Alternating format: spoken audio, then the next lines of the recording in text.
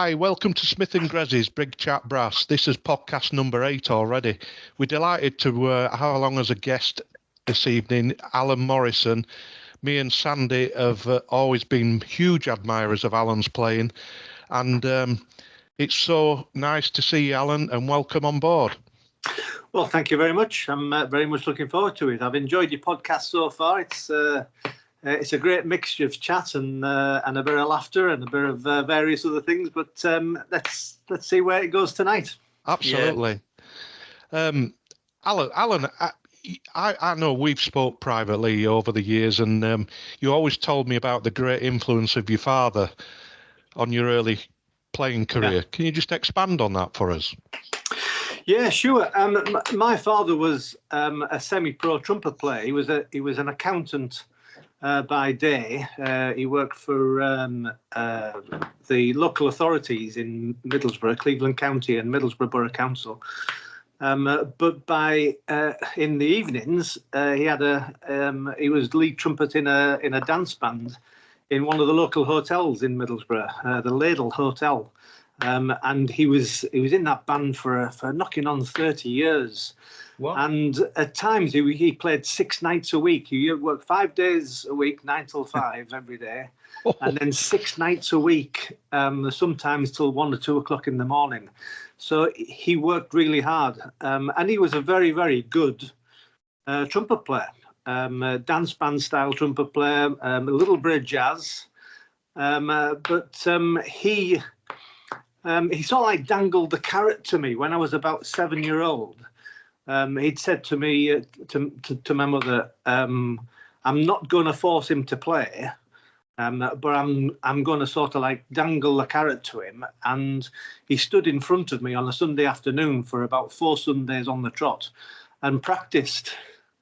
And he was just waiting for me to say, "Can I have a go? Can I have a go?" And on about the 4th Sunday, I did, and he never looked back. Then he gave me the trumpet, and I was away. And within 6 months of that, this was when I was 7.5, so that was in 1966. So in the beginning of 1967, he took me to my first brass band, and that was the Cargo Fleet Works Junior Band. Wow. Part of the Cargo Fleet Works, which became British Steel Teesside, and I was principal cornet. I was appointed principal cornet almost straight away. I stayed there for several years, 3 or 4 years. I joined other local bands, the Billingham band I played with for a while, and then Dad reformed an old band that folded up years previously, the Haverton Hill Silver Band. And I was really interested to listen to the podcast that you had with Martin Hall. Because it really reminded me of everything that my dad did with his band, with Haverton Hill Band. He had 3 or 4 bands. He took in a learners section every school term, and the learners would then progress to a junior band. Then they would progress to an intermediate band, and then they would progress to the senior band. And although the senior band never really got to any great standards, there were never really more than a 4-section band. There's dozens, in fact, if not hundreds of players went through that organisation and are now playing in bands all over the world. Wow. And several in top bands. Yeah. So it really reminded me. Martin's obviously doing a great job there, but it was exactly what Dad was doing in the 70s and the 80s. That's interesting.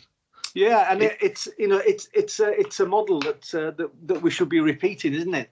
Absolutely. You mentioned your dad and the dance band thing, and then I was going to ask, how did you get into brass bands? But your dad was obviously involved in brass bands to some extent as well as the dance bands. Yeah, his roots was in the Salvation Army, although he was never really a Salvationist. He learned to play in the Salvation Army in Middlesbrough. But he then progressed on to playing trumpet in dance bands. But I think he always had this love for brass bands. Right. Although when I started to play, he wasn't involved in any brass band. When he took me to this Cargo Fleet Works Junior Band, he and he took my sister as well. She started at the same time. And he got involved then in the organisation of the band, and like I say, eventually he reformed his own band and conducted that for about 20 years. It's interesting because obviously what Alan's saying went on with his dad in that time. It echoes through what the likes of Martin Hall and people like that are doing these days, and it's going to be the only way that we keep this going, really. It is, and you look around and there's little pockets of these bands such as Martin's band and Elland and Wardle, and it's really the way forward. Although it's something an old kind of model, it's the way forward because there's nothing happening in schools nowadays, and so this is where the players are going to come from. It's all about self-help, isn't it, Alan? Yeah, it is. Can only help ourselves getting these players through. But we have talked about this, haven't we? Sorry, Alan, for interrupting. We have, and we keep seeing things on Facebook saying, "Oh, we can't find a baritone player," or and going to make their own. Yeah, exactly. And it's the bands that do it are going to be the survivors. The problem is you need somebody like Martin Hall and my dad in the 70s to drive it and to know what they're doing, to how to teach properly and how to mould a band together, and not just a band, but a whole organisation where they can progress through to becoming top players.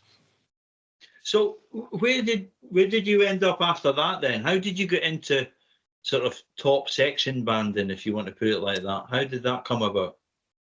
I played with the National Youth Band for 7 or 8 years. Dad took me all over the place. He took me into wind bands. I played with Teesside Wind Band. He took me to the dance bands that he played with. I played quite a lot in those bands, and there's another story there of playing saxophone, and that was my first actual job when I was about 12-year-old, playing a saxophone in his dance band, or the dance band that he played with. Can you still play it, Alan? Yeah, I can still play it. I pick one up every now and again, and there you go. I got as far as recorder, and that were it. Watch out, brass in concert. It has been talked about before, actually. He took me to all these places, and the other thing that he took me to was the National Youth Band of Great Britain, and that was a great grounding for playing in top class bands of the future. And it's there where I met. I met Bob Childs. He was on the course at the same time as me, and I met a young drummer called Malcolm Dick, who played with. He at the time he played with the old Crookhall band, Crookhall Colliery, which became Patchogue Plymouth Amoko band. Do you remember those? The Amoko. Oh, I remember them. Yeah, from the northeast, and. Malcolm and another lad that played in the National Youth Band, they approached me and said Patchogue Plymouth and Crookhall as it was then were looking for cornet players, a cornet player, and because they were playing at the Royal Albert Hall and the Open at the time in the mid-70s. And so I joined them. Played with them for 3 or 4 years, played with Ever Eddie for about 6 months, and then a little bit with National Smokeless Fuels, Fishburn. And then Bob Childs approached me at a Durham League contest and said that Grimethorpe were looking for a cornet player, a front row player, and I should apply for it. And so I did. And how old were you then, Alan? I was, that would be very early, late 79, early 80, so I was 20. Yeah. And I'd already auditioned. I'd been to places like Frickley, I'd been to Fairies, I'd been to Brighouse, and they all offered me places in the band, but they wanted me to move down to Yorkshire. And I had so many commitments up in Middlesbrough, dance bands and playing, and I had a little job with the council as well that I didn't enjoy. I also did a summer season at Butlins with a guy called Val Merrill Orchestra. And so I had all these things going on. I didn't really want to move down, but I wanted to play with a top class Yorkshire band. And so I said to my dad that the next band that offers me a place on the front row, if they offer me a job, I'll take it. Right. And of course, Grimethorpe were ideal for that. Everybody in the band had a job at the pit. I went down to audition for the band. Kenneth rang me up the following day and said, when can you start? And within 3 weeks, I was in bed and breakfast in just near Wakefield and playing with Grimethorpe Colliery Band on the front row. And really never looked back from there. So you joined Grimy then. That was the sort of right in the middle of the sort of heyday of entertainment contests and things going on, wasn't it? It was.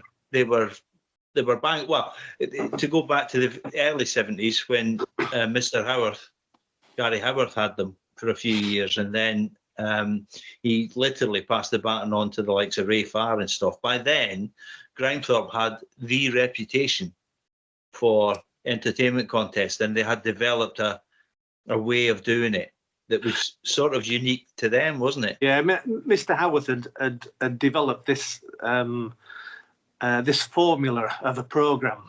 A big start, a big finish, a slow solo, an item that would make people laugh. I don't like to call it novelty items, but I suppose that's what it was. And just generally good playing. And he sort of like formulated that plan and did 3 or 4 different programs for them in the 70s, and then I joined in the 80s, and he'd handed that on to the resident conductor at the time, which was Ray Farr. And of course then other conductors such as Howard Snell took the mantle on with other bands. But that the basic formula of the programme was there and formulated by Elgar Howarth. But not only that, not only with the entertainment programme, but one of the attractions of Grimethorpe for me was the other things that they did, pushing the boundaries of music out, and going into the orchestral circles. Yeah, music that Gary Howarth had commissioned for the band from people like Henzer and Robin Holloway and Globacar and there was the obvious one is Harrison Birtwistle, of course. Yeah, and it was a real attraction to me to go to the band and to play that kind of stuff. The band hated it. Did they? I always thought that they really. Gary Howarth I've heard him tell me a few times that he enjoyed it because the band was into it. So is that not quite true? No, it's not quite true, because certainly the ones that were way out, such as Grimethorpe Aria, the Birtwistle, and the Globacar, which was walking around the stage and turning in circles and various other things. The band hated playing it, but they supported Elgar Howarth absolutely to the hilt, 110%, and would do anything that he wanted them to do. And not only that, they soon realised that they were getting into places that they wouldn't get into otherwise. Going abroad and going to European countries and playing at the proms and playing at various music festivals up and down the country, contemporary music festivals, which was great for the band. And of course, getting them away from Grimethorpe and getting them away from the pit. Getting them away from the wives, and it was all an attraction for the band to support Elgar Howarth, and it really was an attraction to me to join them while that was going on. It's strange because that slightly mirrors when I'd done my first stint at Dyke and then finished, and then I'd been at Fairies, and then I had a year off and I was asked to help out Grimy. And the next thing, they wanted me to join, and Gary Cup was the resident. And he said, and this is what tipped me into wanting to do it. He says, by the way, he says, Mr. Howarth's coming back to do these sort of big concerts again with all this stuff. So I thought, that count me in then, because again, I knew of all these recordings and the stuff that the band, it used to be on the radio a hell of a lot as well, with all that Gary Howarth stuff. And that was one of the attractions for me to go there, so he came back and did the same sort of thing. Elgar Howarth loved Grimethorpe. He for years he never took a penny from Grimethorpe. And he did all these things. He got all this music commissioned. He got his agent, a guy called Andrew Rosner, who was an operatic agent. He got him to find us concerts the world over. We went to Australia. We went to many European countries, and Mr. Howarth loved the band, and to the point where when he was away, and bear in mind what his day job was. He was an operatic conductor, a maestro, and he would be. There was one particular time he was in the Far East. I think it was probably Tokyo or Singapore, somewhere like that. And we knew he was there, and we knew that in 2 or 3 weeks' time he was coming to see us when he got home.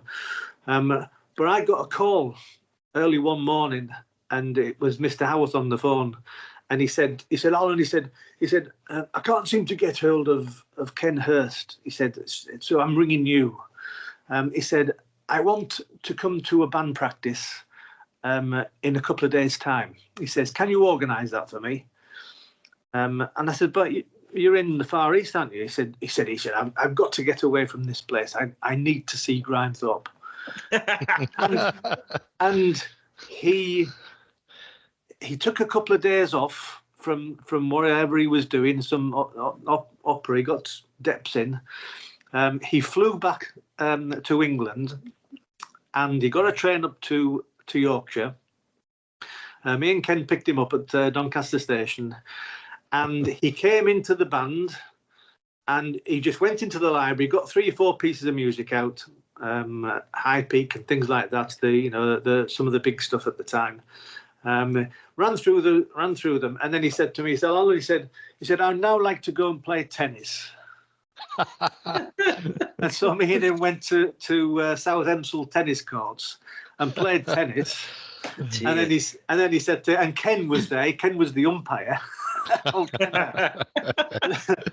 and then he said right. He said, I'd better get back now. He said, because I've got a flight back to Singapore at 11 o'clock tonight. And he got on the train. We took him back to Doncaster Station, and he got on the train and flew back in the same day. But he did a rehearsal with the band in the morning, played tennis with me in the afternoon, and was back in Singapore the next day, wherever it was. What an incredible story. That's how much he loved Grimethorpe. He just wanted to be there, and he missed it so much when he was away abroad. He's just an incredible man. I mean, he was. Yeah, he just unbelievable. The influence. I don't think most people really realise the influence that he's had on banding over the last, 50 years. Yeah, and I'll tell you why people don't know, is because a lot of the establishment, a lot of the reaction to his music upset him. And he didn't do as much as he could have done, and as he should have done. Because, I mean, particularly, I don't know whether you were there. I played, my first British Open was Fireworks in 1975. I was at the contest. I wasn't playing, but that was the second one I'd been to. And he was judging. Now, there was a total furore about the piece. Yeah, I remember. Beforehand. And people did. I think it's a fabulous piece. Yeah, I do. It's one of my all-time favourites. That. But the bands hated it. The crowd didn't like it, and he was judging the contest. And when he came down the steps, because the box was up on like stilts, and they had a vertical ladder to get down. And as he was climbing down, the crowd were booing him. Yeah. Oh. And it really hurt him. It really hurt him. And he didn't write as much, and that's why people don't realise what his influence was, because he didn't promote it. He didn't push himself because he was really upset at some of the reaction to his work. Yeah, which is such a shame because he was such a lot. And even then, in later years, when Songs for BL in '95 was used and King's Messenger was used somewhere else, those pieces weren't written as test pieces. No, the one that was used at Cambridge. In Memoriam Arcade. And they weren't written as test pieces, and he didn't want them using as test pieces. Yeah. Well, I mean, that's strange, that, because we talked about in one of the podcasts about potentially a piece like In Memoriam Arcade, which is an absolutely fantastic piece of music. It is a super piece. I mean, it's absolutely. But how would that hold up with 14 or 15 consecutive performances? It just wouldn't, would it? It'd be far, far too emotionally, almost distraught. It's funny because too much. Because it's not a test piece. When Philip Biggs chose it for Cambridge, I judged it, right, with David Reed and John Miller, and the piece is fantastic. But one of the things about it anyway, it's got a quiet ending, a really quiet ending, and they don't really work, do they? As test pieces, they don't rouse the audience like the Big Finish. No, there's no obvious places there to. And it just didn't hit the spot with bands and with the audience. And there's a reason for that. It wasn't written as a test piece. Yeah. Quality music, it does make a difference. But I just think back, in years to come, people will look back at Elgar Howarth and think he was an absolute.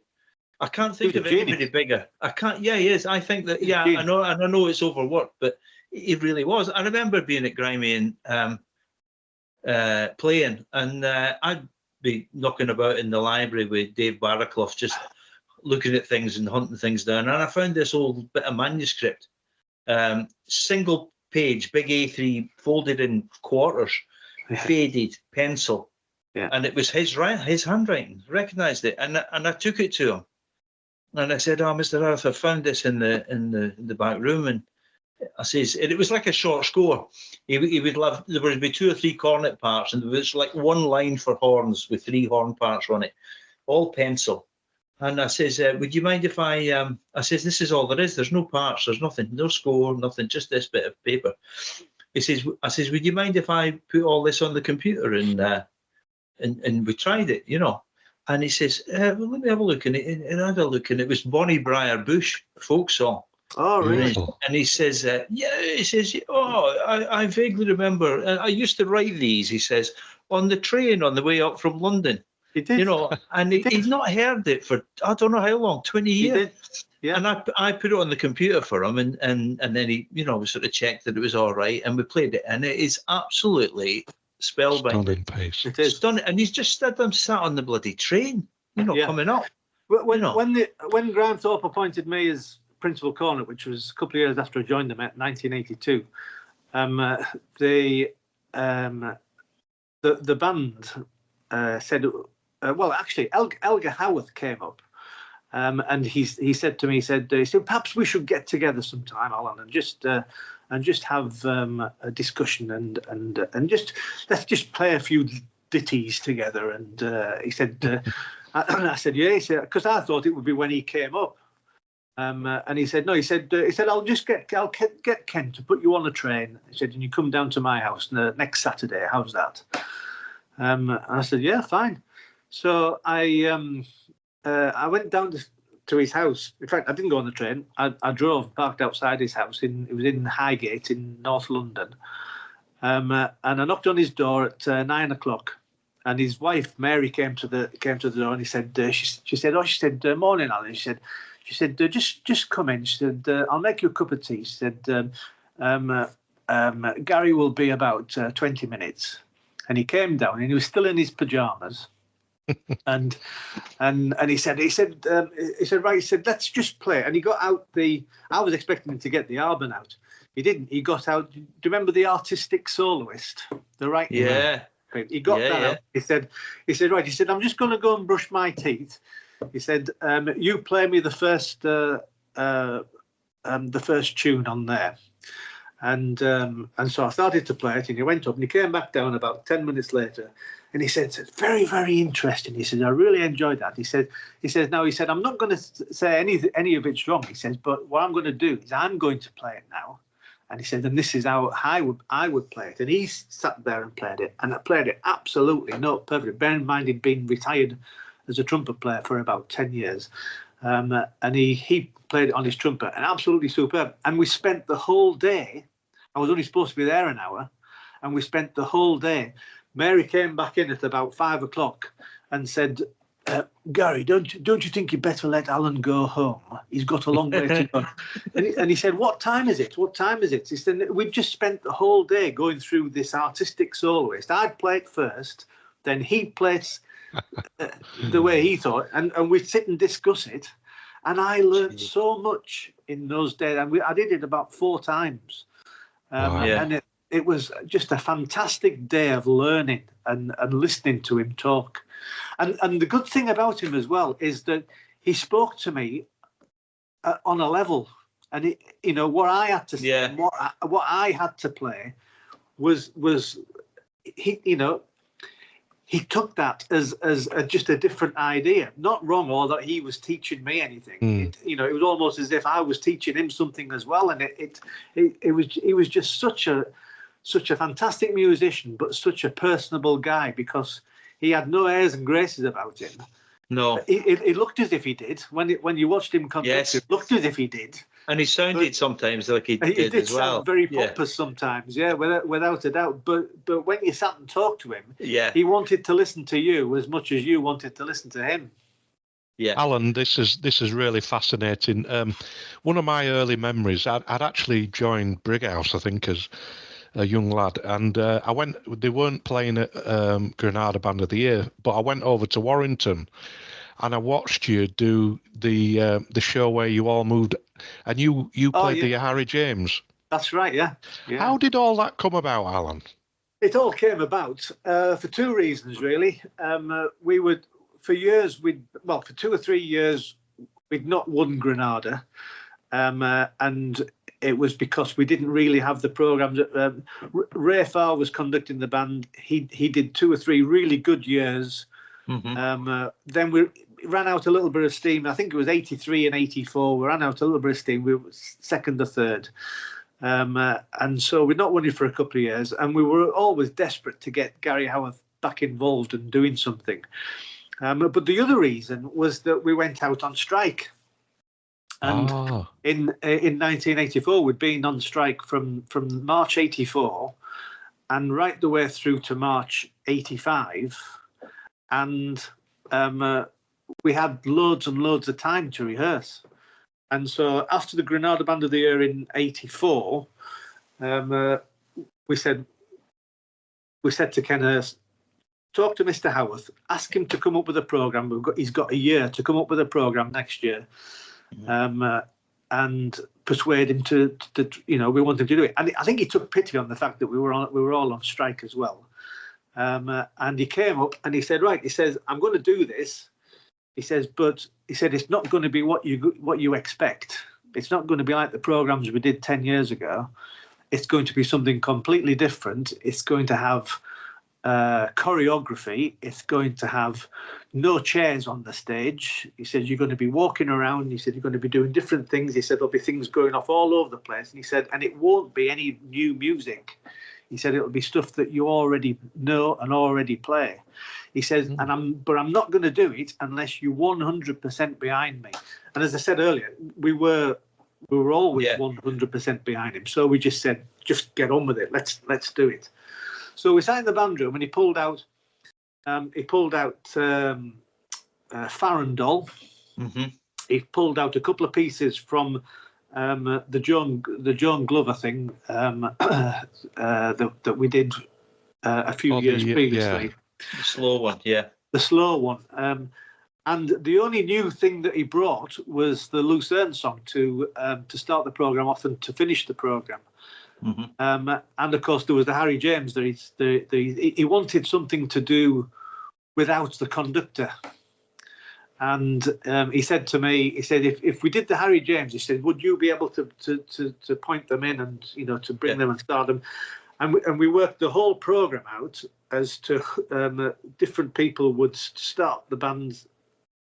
People like Stan, in the corners of the band, would start and stop and give directions, and we spent probably about 6 months in the stute every day, working out all of the moves, and every three or 4 weeks, Gary Howarth would come up and just check it all through and say, yes, do this and do that, and we put the programme together when we were on strike, and it was one of those things where when we went to the contest, we knew we'd either be first or we'd be last, and either absolutely love it or they'd absolutely hate it. And to be honest, if they'd absolutely hated it, that would have been fine, no problem at all. We just knew we were going to be different. Yeah. You certainly were. and the only disappointment for me of the whole day was that the entertainment judge, who was the Granada director, what they call him? Arthur Taylor. Arthur Taylor. He was the entertainment judge, and he put us third. He bottled out of it, and he put us third. And it wasn't the entertainment factor that won it. It was the two judges who were in a box playing. It was Jim Scott and Roy Newson. I think it was Roy, yeah. Were in the box. And Bram Gay went into the box at the end of the contest and said to them, and they were in separate boxes. Right. And he went into both boxes and he said, can you tell me, he said, without telling me the results, he says, can you tell me, was there anything that you noticed about band number 9? And both of them said separately, both of them said, well, the only thing about them is that they're by far the best performance of the day. And Bram Gay said to them, he said, well, if I tell you that they didn't have a conductor, what would you say? And both Roy and Jim said, we can't believe it, that they didn't have a conductor because they were so tight. It was tight. It was great. I was there as well. I used to go and listen because I joined Dyke, 81? And they used to have an invite to these things. And I thought, oh, brilliant. It'd be great, and they never ever took it. And I think they knew that they would have no chance up against Grimy and Desford. They didn't have the background in it. They didn't have a sort of in-house arranger or anything. Yeah. So I used to go and listen, and that was the big arena in Warrington. It was great. Yeah. Yeah, Spectrum Arena, wasn't it? Yeah, that was it. Yeah. Obviously, Alan, when you in your time at Grimethorpe, you will have met a plethora of characters. Without being too blue, you tell us about one or two. There was 25 characters in the band. Yeah. Without being too blue, well, that's difficult. When I first joined Grimethorpe, I was looked after by the whole band. I was one of the youngest in the band. I think David Barraclough was younger than me. But because I'd moved down from Middlesbrough, I was living in bed and breakfast. A lot of the wives of players, such as Elsie Smith, Brian Smith's wife, and Maureen Lippiott, Stan's first missus, they looked after me. They fed me but I suppose really one of the. I mean, Brian Smith was a fantastic character, and just talking about Elgar Howarth, one of my first jobs with Grimethorpe when I first joined was a tour to Austria. It was in about the first 3 weeks that I joined the band, and we were playing in the Mozart place, where they have the New Year's Day concert. Oh yeah.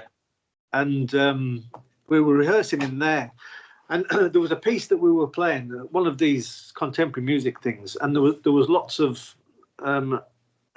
bars rest, few notes to play, then silences, and it was just rehearsal in the afternoon. We were quite tired. We'd been travelling, we'd been drinking the night before, as we always were, and so there wasn't really a lot of interest in the rehearsal. And Gary Howarth was trying to get us wound up. And we started playing this section where there was lots of rests, and the first rest came along, and Brian Smith did one of his burps that he did. Do you remember what he used to do? He was going, yeah. and Gary Howarth didn't bat an eyelid. He carried on. We played a little bit more, and it come to another silence, and Brian just lifted his left leg up and ripped one out. And of course, the band's shoulders were going, were going up and down. But Gary Howarth just didn't bat an eyelid. He just carried on. Come through another silence, and Brian Smith did one of his burps, and eventually Gary Howarth put the stick down, and he just said to him, Brian, said, I am absolutely certain that that's written on the copy.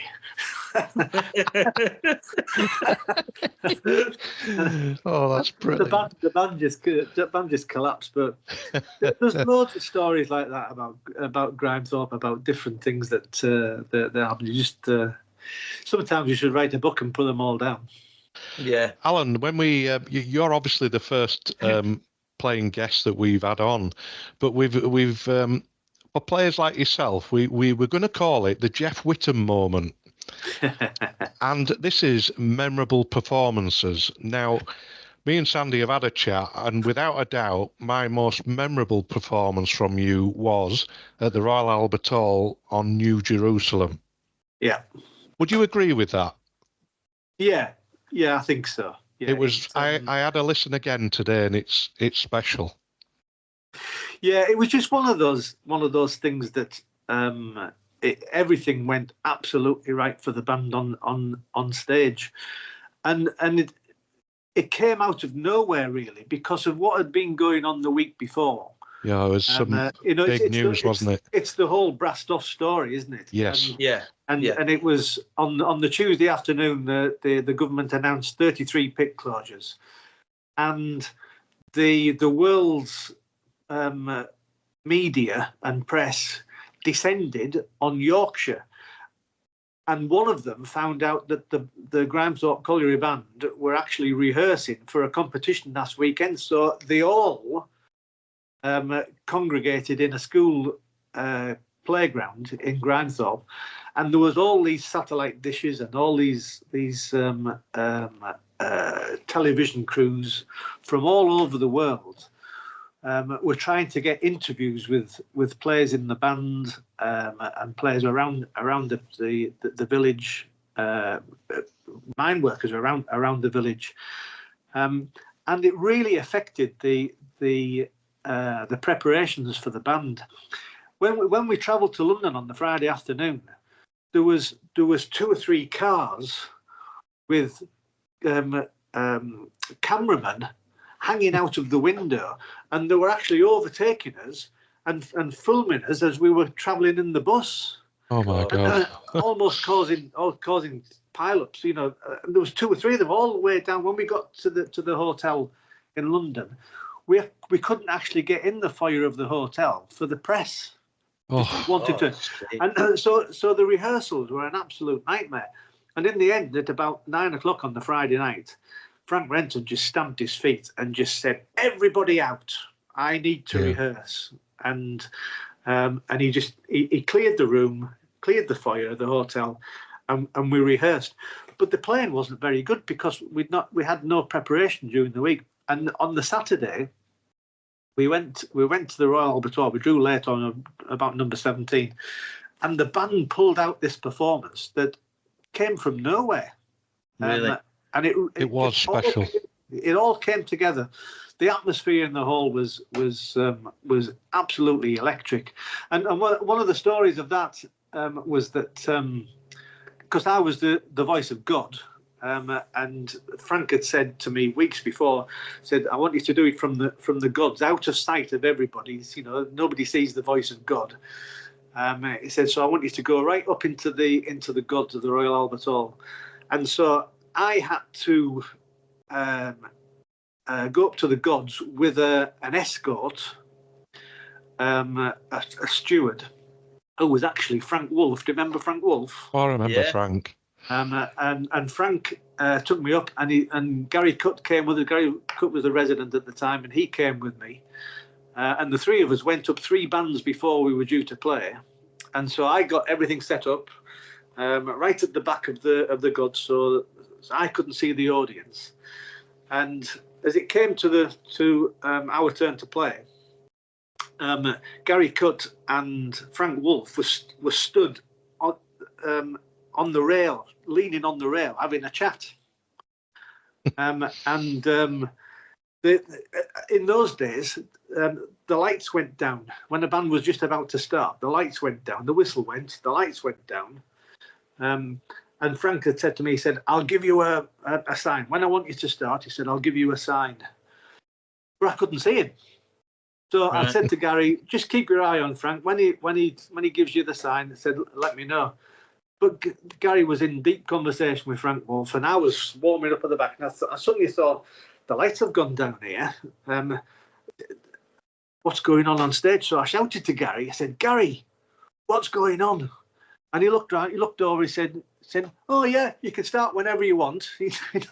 So, and evidently, Frank had been stood with his arm in the air, pointing for about 30 seconds at least.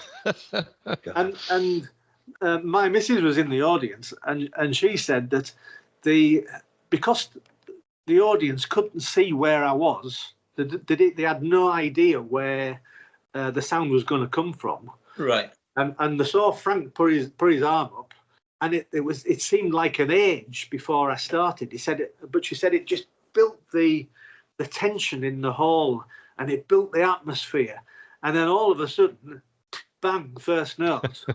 And it couldn't have worked any better, but it wasn't planned like that. God. That's the best way. It was certainly a memorable moment for me, Alan, even though I played with Fair. I think we were third.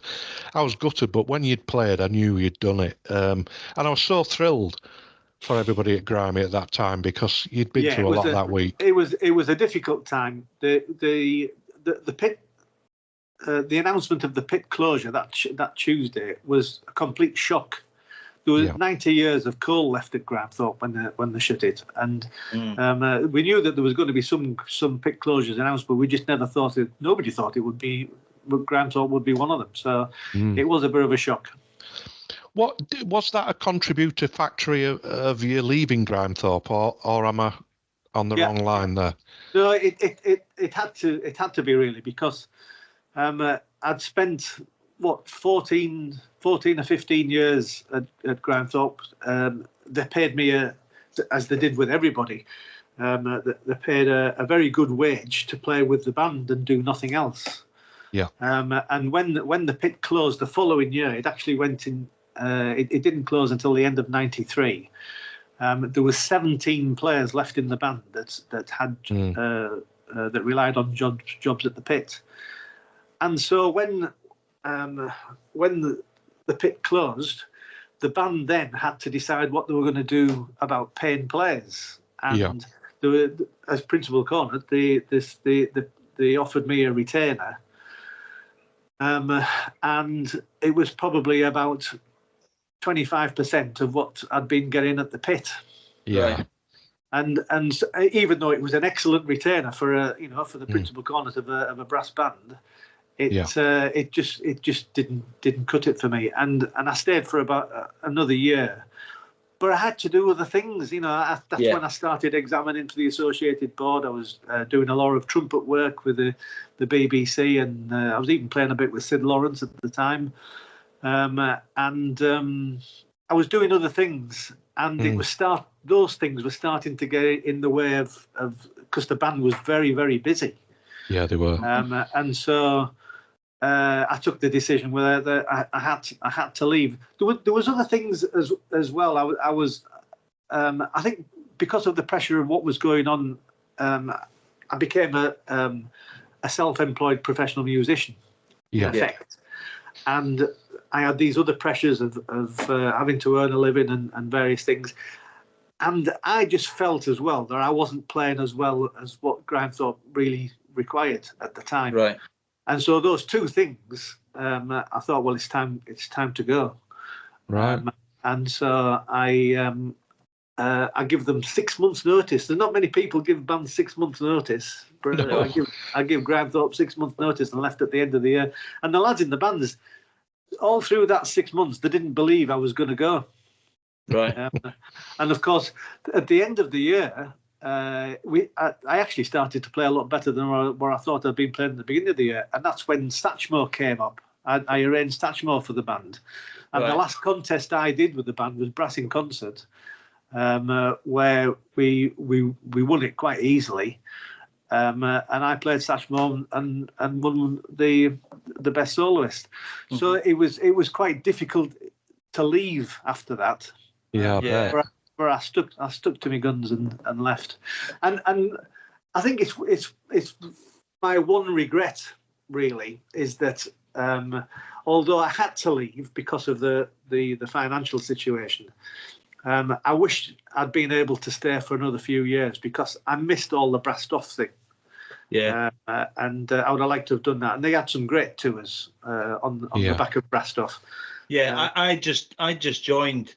Oh, when was it? 2001, I think I joined Grimy. So the brassed off had been and it had started to do all those tours. And I was lucky enough to go to, oh God, I can't remember how many times we went to Australia and New Zealand and Japan and all that. And that was all on the back of the brassed off, which was the fictionalized story of the real thing.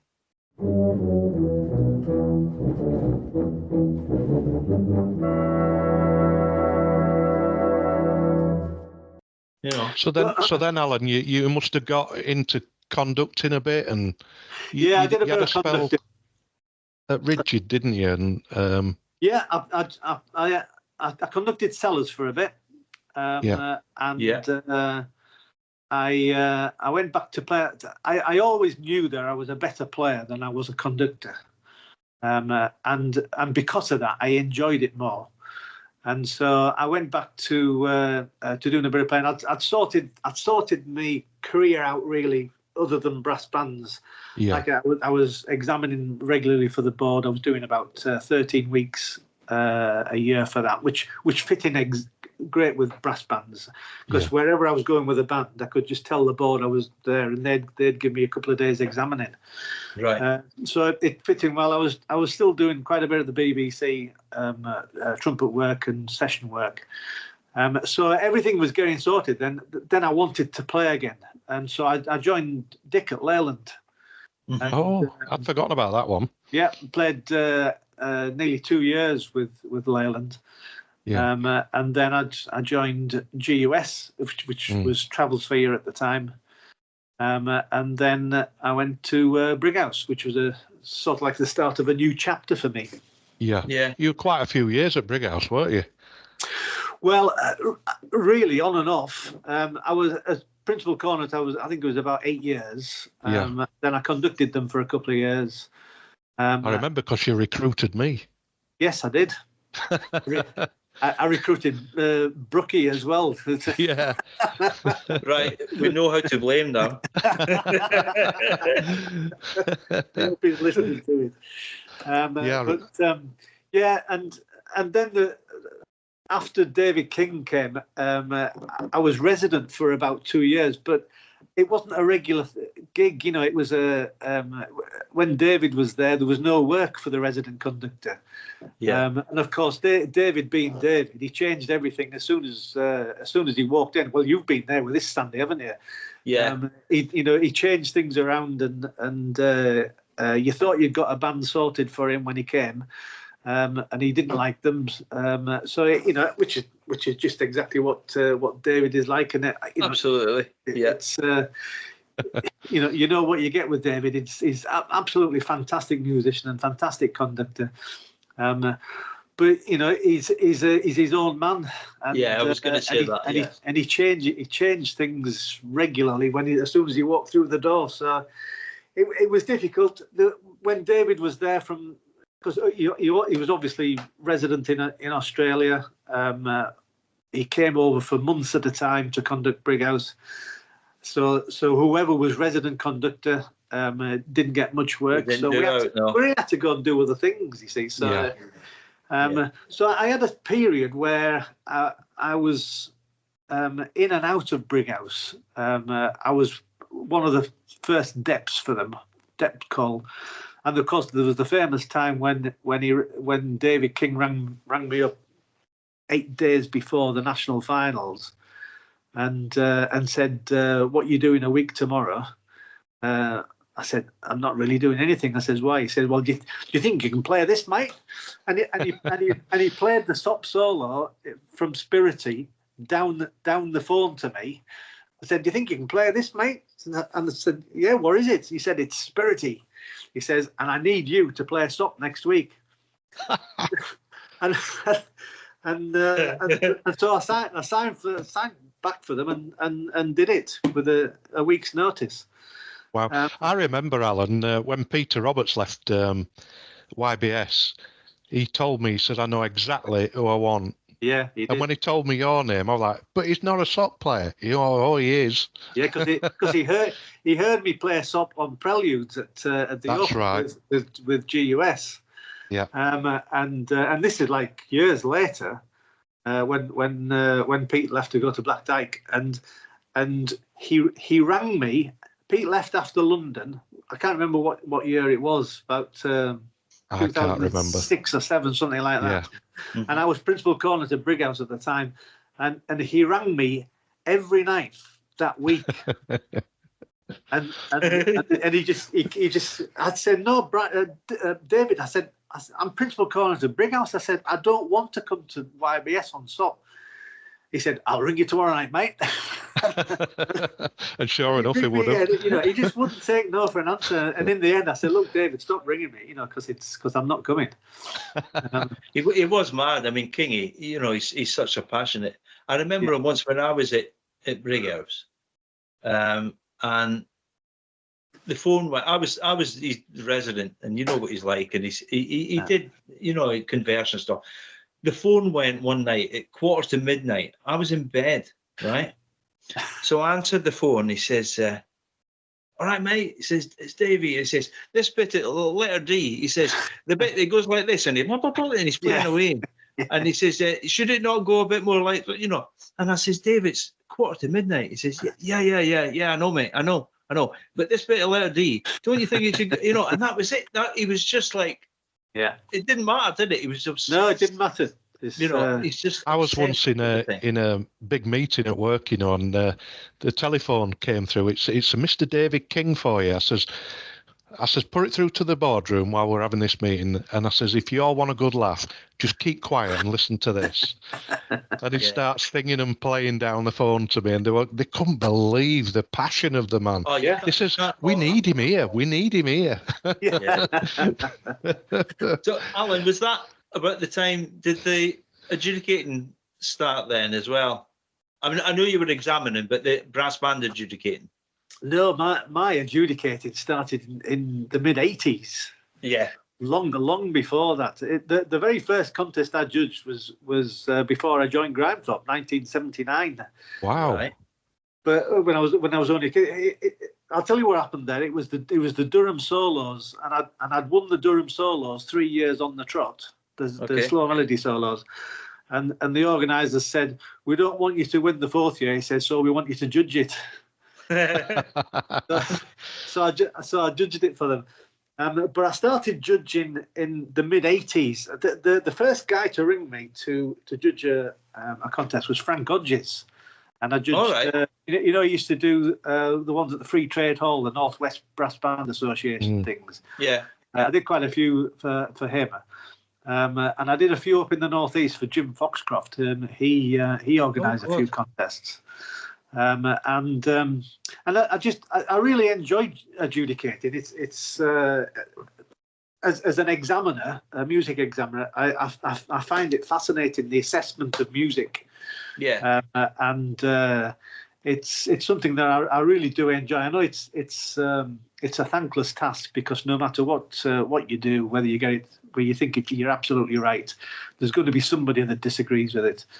But I just really enjoy adjudicating, and I've got into it a lot certainly in the last 20 years, and I've thoroughly enjoyed what I've done with it. But you've had some big gigs with it, haven't you? Yeah. I've judged in Australia and America, and of course the national finals 3 times. So yeah. Right, here's one for you. What qualities make a good adjudicator? It's a good question, that. Well, the first thing is you've got to have an open mind. Mm-hmm. You've got to go in and you've got to go into a box and react to what you hear, rather than impose your views. Yeah. And you're not going to hear a test piece played exactly how you want it played, because you're not conducting it. Mm-hmm. So you've got to be open-minded enough to be impressed by somebody else's playing and somebody else's interpretation. And I think that's probably the most important thing, is that you can't go in with any preconceived ideas. I like the sound of that, Alan. Yeah. And I think that's one of the problems with a lot of adjudicators is that they do want to hear what they're like. This is why I have a struggle, Alan, with when they say we'd like to hear from the judges what they would like. Yeah. And I'm like, no, that's not how I see it. The other way. It's got to be the exactly. Other way. Yeah. So I think that's probably the most important thing. But I tend to be a basics kind of adjudicator. I like to hear a band play good ensemble, in tune, play the right notes, and play the dynamics. But it's like I say, I do find musical assessment fascinating, and I love to adjudicate kids in music festivals, where you start off with the 7 and under, and then you go to the 9 and under, and then you go to the 11 and under, and you can hear the levels of progression, isn't it? Expertise, and like the 9-year-olds can just express a kind of a little bit more. They can get a little bit of dynamic contrast, and then the 11-year-olds can come and put a little bit of phrase in it, and then 13-year-olds can come and put a bit of vibrato on, and you can hear all of those levels of achievement. Yeah, that's great. And that really fascinates me, that when I hear that. And you can hear it in band contests. If you do different sections, you hear where bands are at that particular point in time, and what the potential of each band is, and what they could do here and what they could do with that, and it really does fascinate me. Yeah. So go on, Sandy. No, I'm just saying. I mean, it is such an important thing, and. Yeah, I mean, I remember years ago doing a kids one, a solo contest thing at Grezzy, but the kids come on and they play like oats and beans, 8 bars long, and you've hardly got your pen to the paper, and they've stopped, and you think, oh God. So I stopped the whole thing and said, right, let's get everybody to play their piece twice. That's a great idea. So that we stopped it and sort of did. It was awkward adjudication and all that, but. So they were hardly started, and then they stopped, and you think, just play 16 bars. And I remember, Sandy, I judged the same contest, and I told you that I was judging you, and you give me that same advice. Yeah, exactly. Yeah, get the kids to play twice. Well, with something like that, I was fortunate, really, because being an associated board examiner, the grade ones, a grade 1 examination lasted 10 minutes. They actually increased it to 12 minutes a few years ago. But think what they've got to do in that. They've got to play 3 pieces. They've got to play the scales and arpeggios, sight reading, and orals. Now, in 10 minutes, you can 3 pieces. The pieces last about 15 seconds. Yeah. And you have to write a box. You can't just write a few words at the top. You've got to fill the box. So as soon as those kids start to play, as soon as the first note is heard of the first piece, I start to write. Now, sometimes, you go off in a tangent. You think, oh, this is going really well. And then after three bars, it sort of like goes to downhill a bit. So then you've got to change the sentence. But that happens when you're judging as well, don't you? There's a big long cornet solo, and you think, shapely cornet, or whatever, you put in, cornet, plays very musically, and then all of a sudden something goes wrong. You think, oh, right, I'm gonna have to get out of this one. I don't know. It's fascinating. We obviously you've eventually gone on to soprano. I think I might have had a bit of something to do with getting you to Hammonds, but are you still enjoying it, Alan? I love Hammond. A good set of people. Hammond is an absolute joy to me because, first of all, they allow me to play soprano. They haven't sussed me out yet, I don't think. But the band itself is just a joy to play with. It they all take the mickey out of me. I'm now the oldest player in the band now that Mike Kilroy's retired. So I get stick for that every time I walk through the door. And even last night somebody said something about a musty smell over in the corner because Morrison just turned in. So it's I have a great laugh with them, and the standard of the band is great. It's and it's exactly right for me. Where I am at the moment as a player, it does have the pressure, and I need the pressure to make sure that I work and that practice. The standard of the band is superb. Morgan is as an MD is terrific. His musical knowledge and his choice of music that we play is inspiring to me. There's times things that I don't like, but he pulls out things from the 70s, the 80s, the arrangements. Like we've done a lot of Gordon Langford stuff recently, and a lot of Howard Snell stuff, and he knows what a great arrangement is and what a great piece is, and it's just a joy to play with the band. It's with him being such a good player himself, Alan. I always find that he seems to know what will help a band progress. He does, and he knows how to get the best out of them. He knows how to get them to play well, but he also knows how to encourage. And even me at 65-year-old, I can still do with some encouragement to play something. And he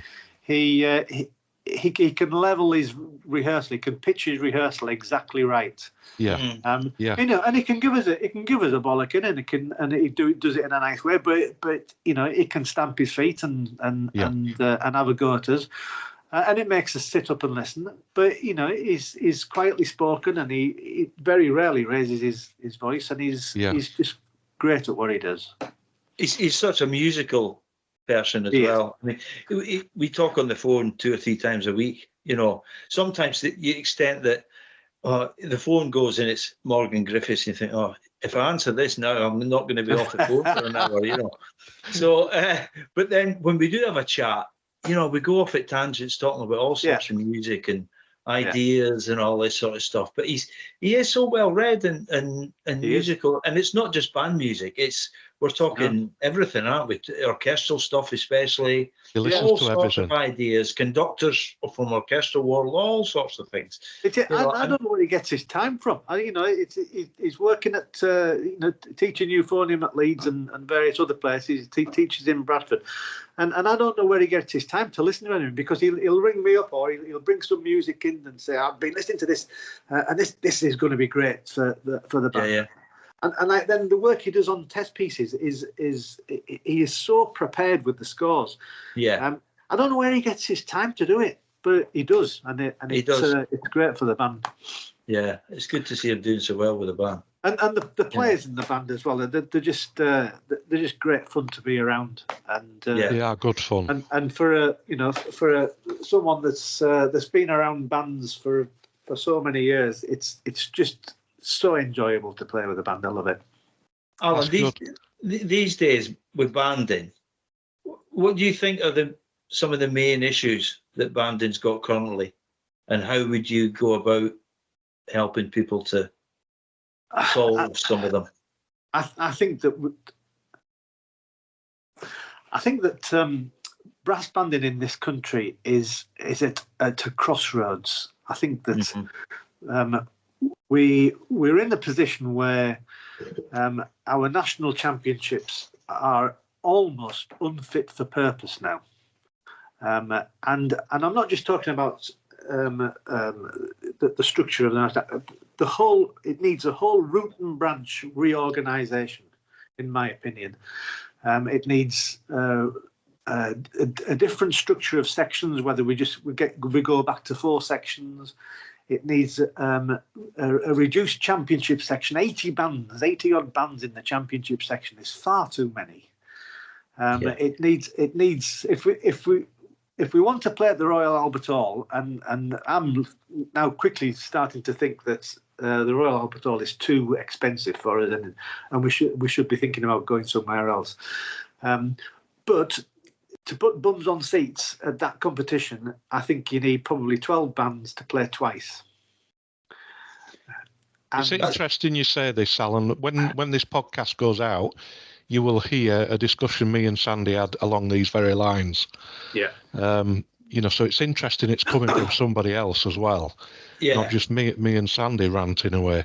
I mean, I've been listening to you talk over the last couple of weeks about the registration as well. I think the registration system has been an absolute nightmare for the last 10 or 15 years.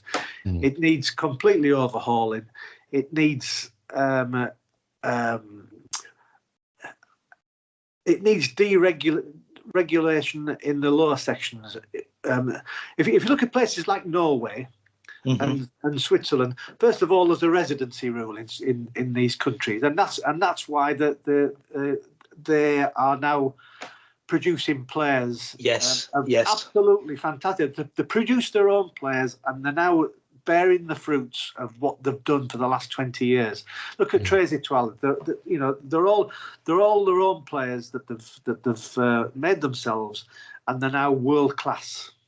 Yeah, and it's because they haven't been imported players. I mean, bear in mind that me and Sandy and I suppose you did it as well, Simon. In the 80s, we were imported by Switzerland and Norway to go and teach them how to do it. Yeah. Oh yeah, I've done loads of it. Yeah. And coaches over there. In the 70s, 80s, and the 90s, the bands would go over and demonstrate how it should be done. And they would pick our brains as to how to coach the players and to teach them and to various other things. And then they set up their rules and said, right, we're not going to hire these players in. We're not going to hire people from Britain in. We're going to build our own. And now they are benefited from that. Yeah, and we've got to do the same now. And we've also got to encourage the 4th section to be deregularized. So in Norway, you can play, if you play with a championship section band, you can play with a 4th section band as well. Right. So it could be the first band that you played with, or it could be your local band. Right. And it would encourage the players around it in that band to go to the competition, and it will help them. The expertise of a championship section player in the band would help them.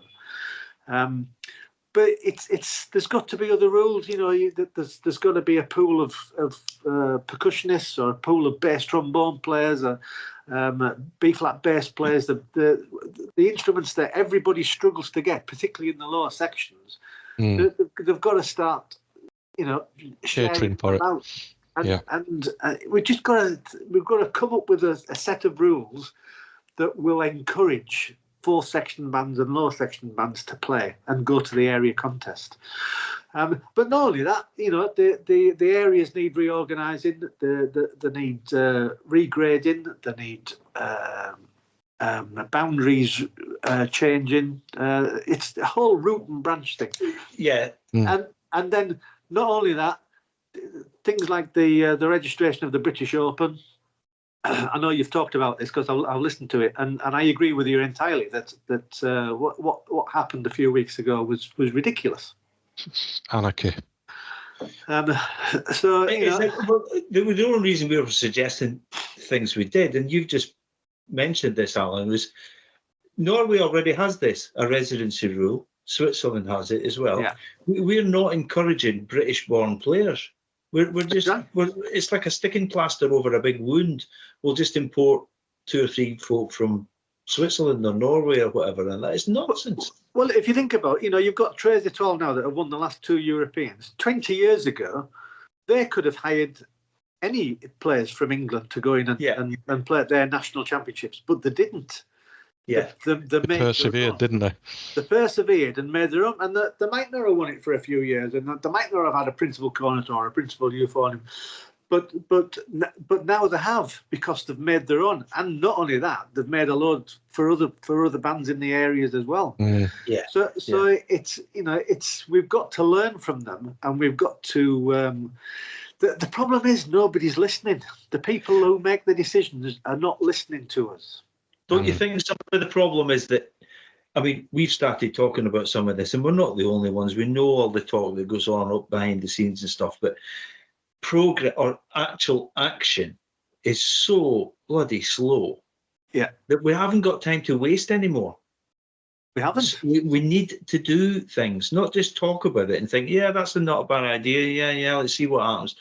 And nothing ever happens. People will moan for a bit. But are we really going to see some change on this? We've got to, I think, for the good of British banding. We've got to. A couple of years ago, I did like a blueprint of I think I sent it to you, Sandy, a blueprint of a reorganisation of the national finals. Yeah. Of the not the national final, the national.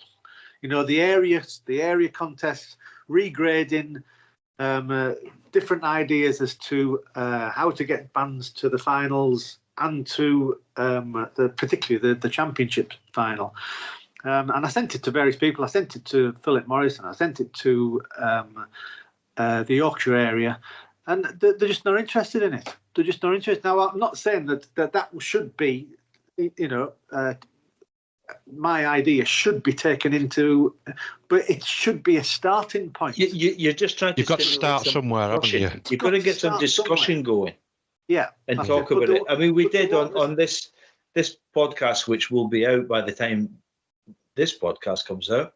The one we talked about championship bands. We looked at the top and bottom 6 of the Albert Hall and the Open, and it's strange the way that certain areas are very, very well represented in the top 6 in both contests, and certain contests are not represented at all. Yeah, certain regions. It shows you that it can't be done like this for much longer. But it's interesting you say about this, 10, 12 bands maximum, and a two test piece contest, because that's what Norway does. That's what Switzerland does. And we're getting left behind. Our top bands are not being given the opportunity to compete using that formula. That's right. One of the reasons that we're slightly getting left behind could be that we're not allowing them to do that. One of the questions we asked, Alan, and I will ask you now, because the podcast, which is now out, the title of it was "What Constitutes a Championship Section Standard Band?" And I was going to ask you that question anyway. That's a huge question, but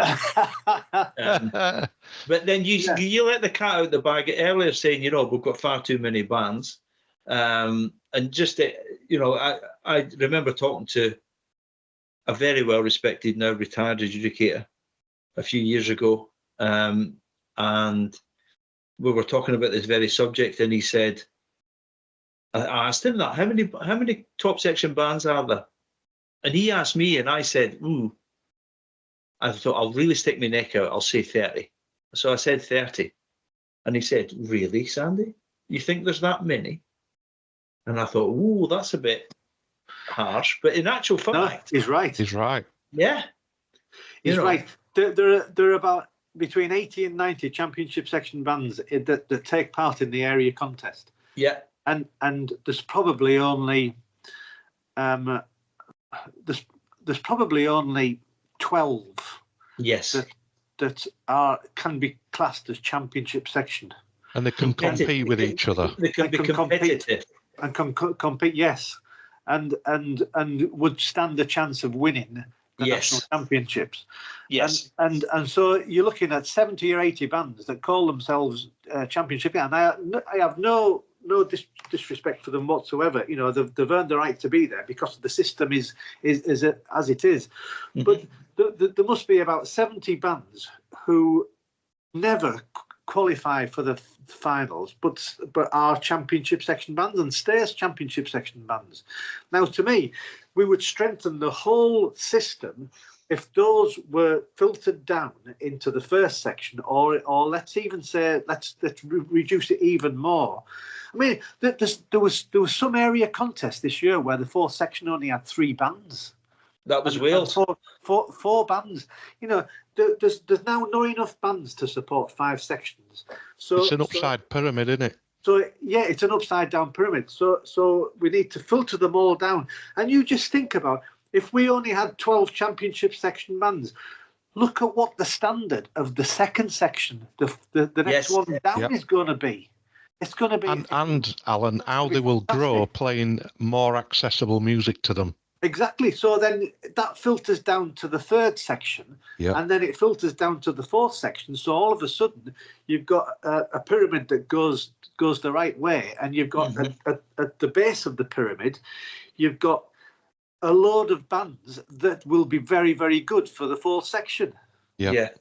Now, you know, isn't that not better than what we've got now, where there's 3 bands in one area contest, and it's got to be. It's got to be. Something's got to change. I think so. The main problem getting discussions is that we've got no governing body. That is the biggest problem for me. But well, also, I mean, let's call a spade a spade. Also, you've got these 8 regional committees, and by all accounts, they can't agree on the colour of grass. You know. They're all, and one of the main problems I think also is, of necessity, these committees are made up of members of individual bands, and it seems to me that most of the time that the decisions being made are, what's in it for my band? You know, where is it going to leave us? Are we going to have to be supposedly demoted?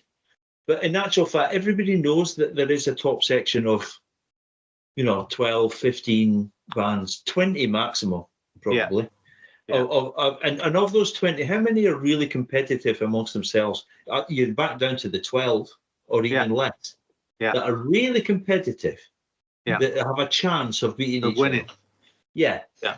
Surely those bands would be better off playing. And because of that necessity, you're trying to get the best bands to London, you're picking pieces that have to be difficult, and you've got lots of bands in the bottom end of the top section that are struggling badly to play these pieces, and it can't be as enjoyable as it would be if you were picking. We've got vast amounts of repertoire we could choose that would be enjoyable to play and useful to play. And would develop those bands. Yes, that's the most important thing, is to develop those bands so that they then stand a chance. Yes, of being promoted to the champion. And that's one thing that I would say about the whole system here, is that there's always got to be promotion and relegation between. If there is an elite section that we're talking about, like 12 bands, there's got to be regular promotion and relegation, so that any completely agree can come through and become one of these 12 championship section bands.